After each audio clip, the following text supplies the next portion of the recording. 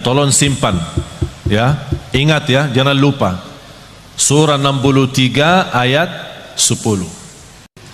Allah jelaskan di ayat itu apa keinginan orang yang sudah mati. Apa keinginan orang yang sudah mati, sudah masuk kubur, sudah lihat mungkar nakir, sudah dibertanyakan Rabbuka, madinuka, man nabiyuka, dan sudah melihat gelapnya kubur, sudah melihat sempitnya kubur, tidak ada siapa-siapa yang membantu, hanya satu dia mohon kepada Allah. وَأَنْفِقُوا مِمَّا رَزَقْنَاكُمْ مِنْ قَبْلِ أَنْ يَأْتِيَ أَحَدَكُمُ الْمَوْتُ فيقول رب لولا أخرتني إلى أجل قريب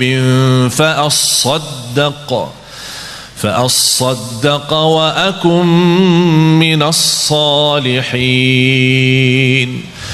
Ketika manusia menghadapi kematian dan bisa menyebutkan keinginannya dan cita-citanya, ya Allah, tundalah kematianku,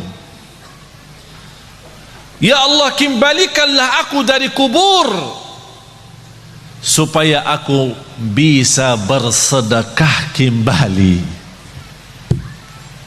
Bukan bisa salat malam, bukan bisa baca Quran, bukan bisa puasa Isnin Kamis, bukan bisa berbakti baik sama orang tua, bukan supaya saya bisa haji umrah, bukan saya bisa nikmati Ramadan. Semua itu baik, tapi satu yang dia sebutkan, supaya saya bisa bersedekah kembali. Kenapa? Ulama menjelaskan, kenapa orang yang menghadapi kematian dan masuk kubur ingin kembali ke dunia untuk hanya bisa bersedekah lagi? Karena dia sudah lihat begitu dahsyat pahala sedekah yang telah dia berikan. Oleh karena itu dia mengharap, ya Allah, kalau memang begini, tolong kembali lagi ke dunia, tundalah kematianku supaya harta yang saya masih simpan bisa saya habiskan di jalanmu. Allahu Akbar. Makanya saya selalu berkata, khususnya pada pemuda-pemudi, seberapapun dosamu, jangan tinggalkan salat. Sebesar apapun dosamu, jangan tinggalkan salat. Karena salat itu ibadah yang langsung menyambungkan kita sama Allah, tali hubungan kita sama Allah. Kalau tali hubungan kita sama Allah terputus, tidak ada tali yang bisa sambung lagi. Ada salah satu doa yang sangat indah, sampai dikagumi oleh Rasulullah SAW ketika mendengar seorang sahabat sebelum salam membaca doa tersebut, sampai kata Rasulullah SAW, qad ghufiralah, qad ghufiralah, qad ghufiralah, sudah diampuni Allah, sudah diampuni Allah, sudah diampuni Allah, sampai 3 kali dibaca doa tersebut. Ini diriwayatkan Imam Abi Daud. Allahumma inni as'aluka بأنك أنت الله الواحد الأحد الصمد الذي لم يلد ولم يولد ولم يكن له كفوا أحد أن تغفر لي ذنوبي إنك أنت الغفور الرحيم. Udah hafal belum? Saya ulang lagi ya. Allahumma inni as'aluka ya Allah Al-Ahad, astaghfirullah wa atubu ilaih. Kata Rasulullah SAW, barang siapa yang baca ini istighfar 3 kali satu hari, ghufira dhunubuhu wa in tawalla yawm az-zahf, diampuni dosanya walaupun dosa itu dosa besar. Ada satu amalan di dalam azan, tolong perhatikan. Dan ini pertama kali saya sampaikan di sini. Ketika anda dengar azan, tolong dengar baik-baik. Sebelum masuk hayya 'alas salah, di sini ada satu amalan banyak umat Islam tidak faham. Bahkan hadisnya sahih diriwayatkan Imam Muslim. Ketika muazzin selesai asyhadu an la ilaha illallah wa asyhadu anna Muhammadar Rasulullah. Kita jawab apa? Wa ana. Ini fahami ya, ikut saya. Wa ana asyhadu an la ilaha illallah wa anna Muhammadan Rasulullah. Raditu billahi rabba wa bi Muhammadin rasula wa bil islami dina. Balik. Kalau biasa raditu billahi rabba wa bil islami wa bi Muhammadin nabiyan, itu umum. Tapi di sini ada satu rahasia khusus di dalam azan. Ketika muazzin selesai, kita jawab asyhadu an la ilaha illallah, kita ikut jawab asyhadu an la ilaha illallah. Asyhadu anna Muhammadan Rasulullah, kita ikut jawab asyhadu anna Muhammadan Rasulullah. Sebelum dia sebutkan hayya 'alas salah, sebelum kita jawab la haula wala quwwata illa billah, kita baca dulu wa ana asyhadu an la ilaha illallah wa anna Muhammadan Rasulullah. Raditu billahi rabba wa bi Muhammadin rasula wa bil islami dina. Ghufira lahu ma taqaddama min dhanbih. Diampuni segala dosa lalu. Allahu Akbar. Amalan kecil, sederhana, tapi ampunan dosa banyak. Ini manfaat kita hayati azan. Sebab banyak orang pas azan, orang banyak jakab-jakab.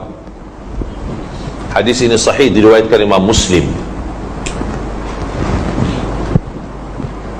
Hayya 'ala salah, la haula wala quwwata illa billah. Hayya 'ala al-falah, la haula wala quwwata illa billah. As-salatu khairun minan naum, as-salatu khairun minan naum. Ada satu riwayat sadaqta wa bararta, tapi hadisnya dhaif.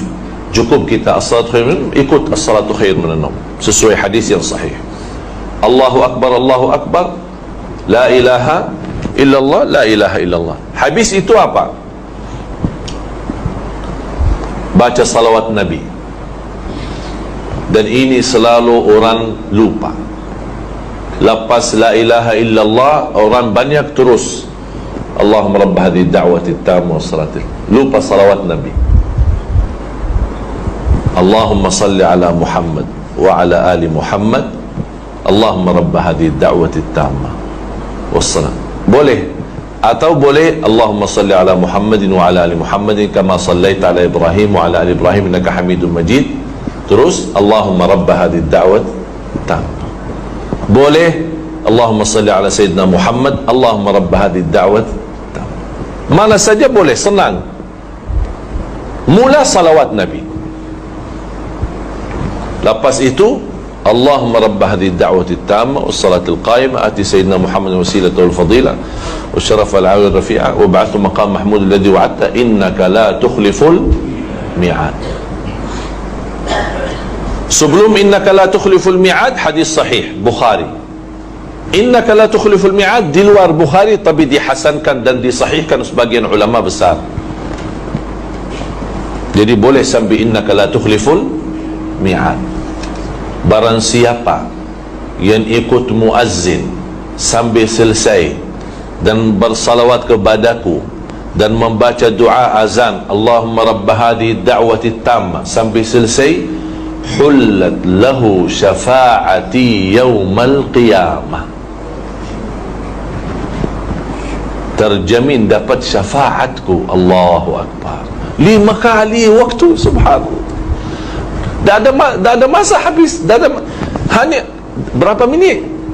Kita ikut muazzin sambil selesai berapa minit? 4 minit? 5 minit? Baca doa ini dah sampai 1 minit. Dapat syafaat, dihalalkan syafaat Rasulullah SAW. Allahu Akbar. Oleh kerana itu jemaah sekalian, apapun sibuk, di kantor, di kerja, kaum wanita sibuk di rumah masak makan. Begitu dengar azan, lepaskan semua. 4 minit, 3 minit kita dengar, kita ikut, kita baca doa, kita tutup doa, alhamdulillah. Lepas itu, apapun yang kita doa, minta hajat, dikabulkan oleh Allah hajatnya. Antara azan, iqamah, doa makbul.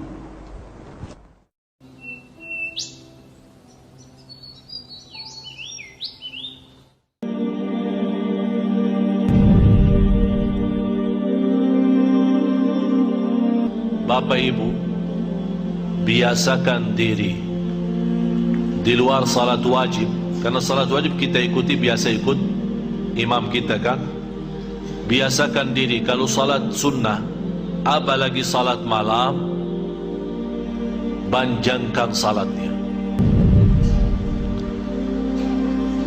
semampunya. Walaupun anda tidak hafal, boleh anda membaca dalam satu rakaat satu ayat, diulang berkali-kali, tidak menjadi masalah. Rasul pernah salat malam hanya baca satu ayat sampai subuh, dan Rasulullah nangis.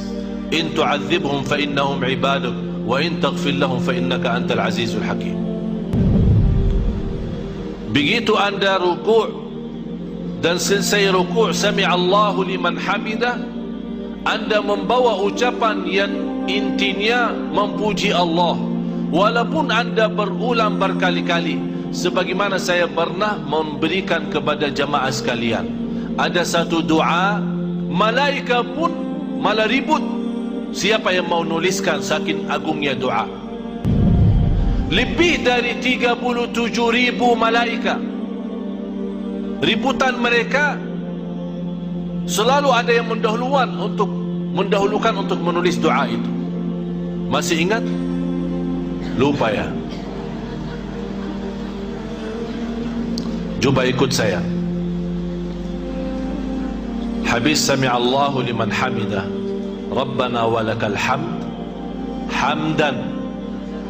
Ikut saya, hamdan kathiran tayyiban mubarakan fihi mubarakan alaihi kama yuhibbu Rabbuna wa yarda.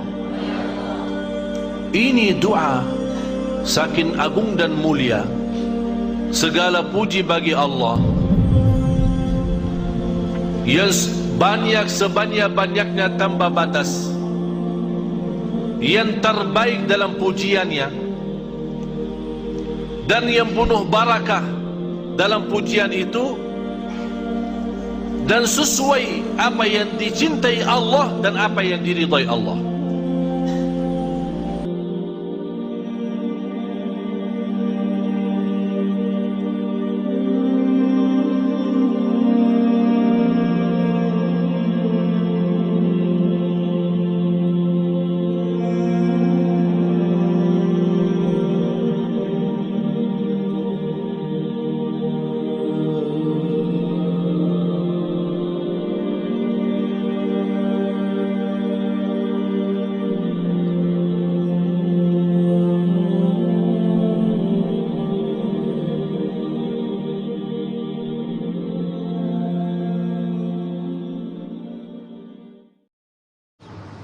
Memang setiap Asma'ul Husna, setiap nama Allah memiliki makna tersendiri.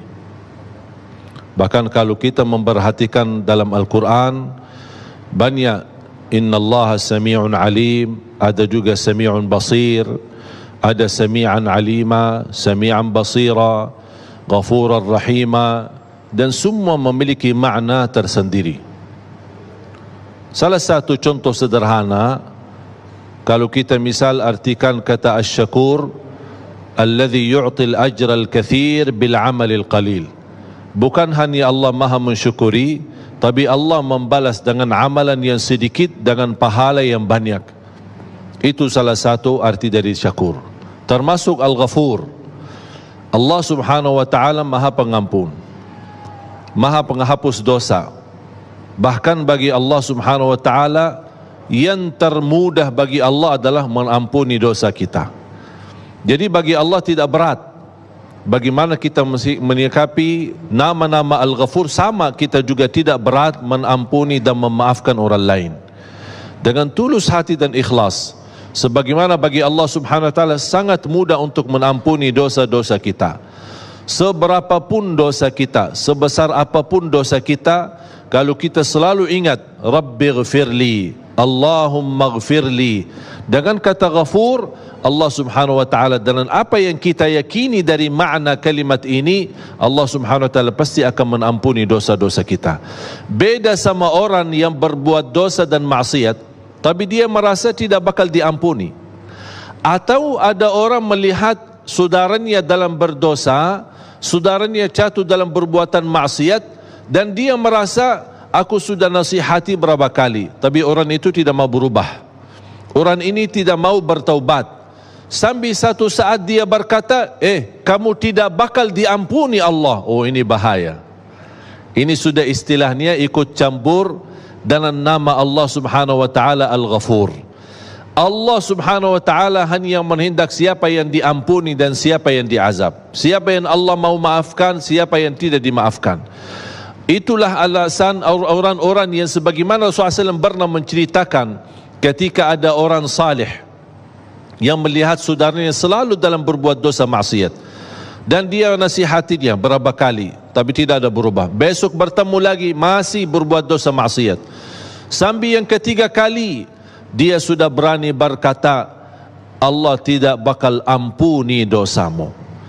Allah Subhanahu wa taala disitulah marah, dan Allah Subhanahu wa taala berkata, man hadzal ladzi yata'allahu alai, siapa yang menjadikan dirinya Tuhan atasku?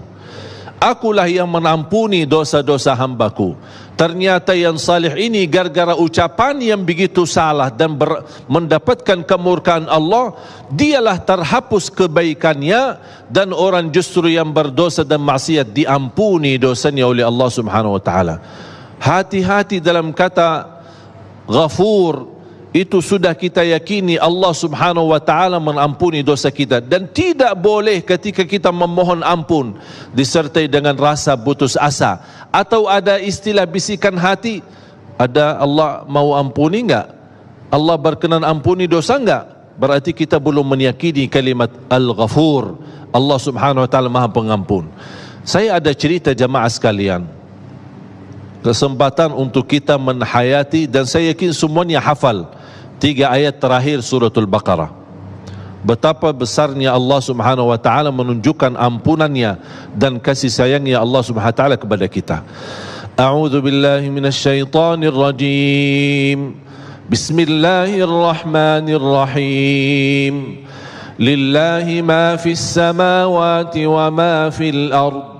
وَإِن تُبْدُوا مَا فِي أَنفُسِكُمْ أَوْ تُخْفُوهُ يُحَاسِبْكُمْ بِهِ اللَّهُ فَيَغْفِرُ لِمَنْ يَشَاءُ وَيُعَذِّبُ مَنْ يَشَاءُ وَاللَّهُ عَلَى كُلِّ شَيْءٍ قَدِيرٌ.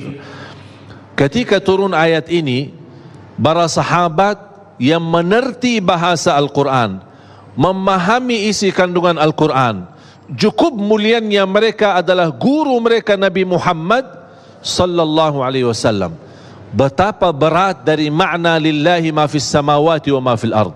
Cuba bayangkan kalau kita hayati dalam ayat ini, wa in tubdu ma fi anfusikum au tukhfu yuhasibukum bihillah. Barang siapa yang terang-terangkan, artinya dia membongkarkan isi hatinya, maupun dia sembunyikan di dalam hatinya, tetap dua dunia bakal dihisab oleh Allah. Dua-duanya bakal dihisab oleh Allah. Mohon maaf, siapa di antara kita yang tidak ada bisikan kalbu?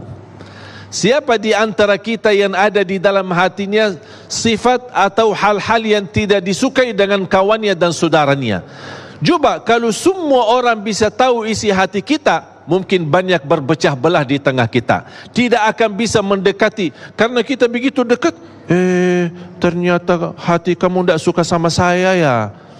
Ini bahaya. Makanya jubab ayat ini, kalau kita bukakan isi hati maupun kita sembunyikan, tetap dihisab oleh Allah Subhanahu Wa Taala.